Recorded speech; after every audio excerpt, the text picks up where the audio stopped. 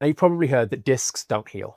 They're not going to be better. Now it's gone, it's always going to be a problem. And this is just false. While it is true that the discs don't have a very good blood supply, particularly those annular fibers, they get much of their hydration through diffusion. That is pressure gradients, changes in pressure, pushing fluid in and out of those discs to get that exchange of the things that they need to heal, to recover, and to function. Make no mistake, just like other ligaments, your annular fibers in the disc are living, breathing tissues that need fuel, that need resources to function. And more importantly, they will react and adapt to mechanical stresses and strains. Now, the annulus fibrosus specifically is a mesh of a number of layers. Now, depending on which exact disc we're talking about, these layers are going to be arranged perpendicular to one another at slight angles. So from the vertebra on the top on this side, it's going to run in an oblique angle like this, and then from the next layer is going to be on the other side running an oblique angle like that, and this creates this really strong mesh of support that holds and encases that nucleus pulposus that we were discussing earlier.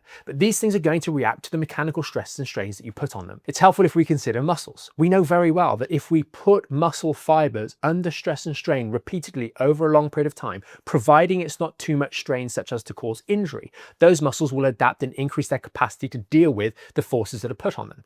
And to the contrary, which is very important, if we do not put those muscles through the appropriate amount of strain, enough to maintain their current level of capacity, they will weaken because they're simply not being used. The simple phrase, use it or lose it, is true here just as much as it is in muscles as it is in your spinal disc strength. And unfortunately, in the case of the disc bulge, particularly the one that's been there for a long period of time, often managed poorly, it's not only that we're not doing anything, but we're also doing dramatically less than we were before. So we have next to no stimulation on those discs to create any sort of impetus to get stronger. What's more is we're probably doing movements that are high amplitude movements, meaning moving a lot, such as knee hugs and child's pose, which are simply too much in those early stages of recovery for the disc to bear. They're pulling them apart in extreme ways.